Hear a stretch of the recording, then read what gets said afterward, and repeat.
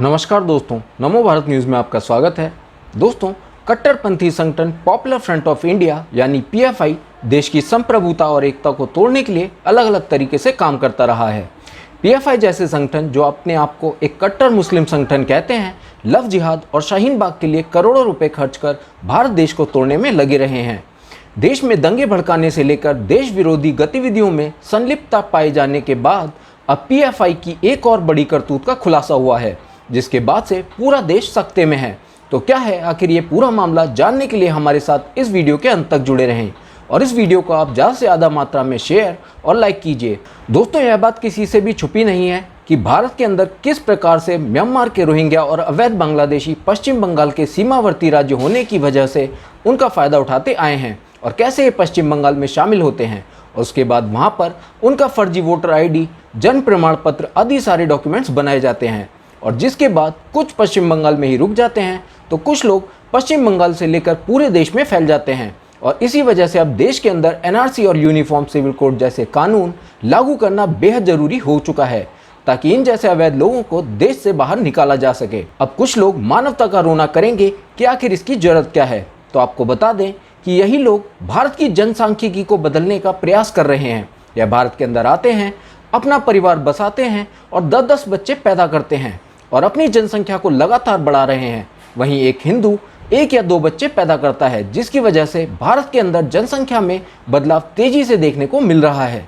वहीं दूसरी तरफ यह लोग भारत के अंदर रह रहे लोगों का हक मार रहे हैं। मान लीजिए अगर किसी भी अवैध बांग्लादेशी या फिर रोहिंग्या को भारत में नौकरी मिलती है तो उसका परिणाम किसी भारतीय को ही भुगतना पड़ेगा।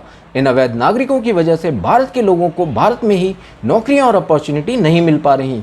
यह लोग भारत के अंदर रहकर भारत का ही खा रहे हैं और भारत में ही पैसा भी कमा रहे हैं और यही पैसा भारत के अंदर आतंकवाद को बढ़ाने के लिए इस्तेमाल कर रहे हैं। दरअसल दोस्तों, सारा मामला ये है कि हाल ही में पटना पुलिस की जांच के बाद यह सामने आया है कि popular front of India PFI अपने संगठन में भर्ती करने के लिए रोहिंग्या मुस्लिमों और बांग्लादेशी घुसपैठियों के लिए आधार कार्ड बनवा रहा है। पटना पुलिस ने अपनी इस जांच में कहा कि हमें आशंका है कि पीएफआई आधार कार्ड बनवाने के लिए तस्करों द्वारा फर्जी कागजात तैयार करवाने के साथ ही ऐसे तरीके अपना रहा है जिससे घुसपैठियों की पहचान होना बेहद मुश्किल है। पुलिस ने यह भी कहा कि पीएफआई रोहिंग्याओं और बांग्लादेशी घुसपैठियों को कर्नाटक और समेत अन्य राज्यों में मजदूर के रूप में भेज रहा है ताकि इनकी नई पहचान बनाई जा सके। इस रिपोर्ट में एक अधिकारी के हवाले से यह भी कहा गया है कि फर्जी आधार कार्ड बनवाने के लिए popular front of India PFI द्वारा भारतीय मुस्लिम परिवारों का उपयोग किया जा रहा है। इसके लिए पीएफआई इन मुस्लिम परिवारों को विभिन्न प्रकार के लालच देते हुए कुछ पैसे भी देती है, जिसके बाद मुस्लिम परिवार रोहिंग्याओं और बांग्लादेशी घुसपैठियों को अपने परिवार का हिस्सा बताते हैं। जिस व्यक्ति के फर्जी दस्तावेज तैयार कराने होते हैं उसके लिए इन मुस्लिम परिवारों द्वारा यह कहा जाता है कि जब यह छोटा था तो इसे रिश्तेदार के यहाँ भेज दिया था और किसी कारण से उसका वहाँ आधार कार्ड नहीं बन सका है, लेकिन अब यह हमारे साथ रहने के लिए वापस आ गया है, इसलिए इसके आधार कार्ड की आवश्यकता है।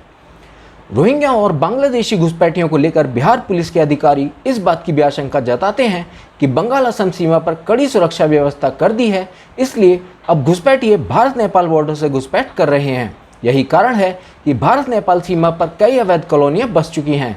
बिहार पुलिस के अधिकारी ने बताया है कि अनुमान के मुताबिक 2018 के बाद से अब तक नेपाल बॉर्डर पर लगभग 500 करोड़ रुपए की लागत से 700 के करीब नए मदरसों और मस्जिदों का निर्माण कराया गया है। बॉर्डर पर हुए इस अवैध निर्माण के लिए यूएई, कतर और तुर्की जैसे देशों द्वारा फंडिंग हो रही है। वीडियो को लाइक, सब्सक्राइब और शेयर करना ना भूलें। अपने विचारों को कमेंट बॉक्स में लिखकर हम तक जरूर पहुंचाइए।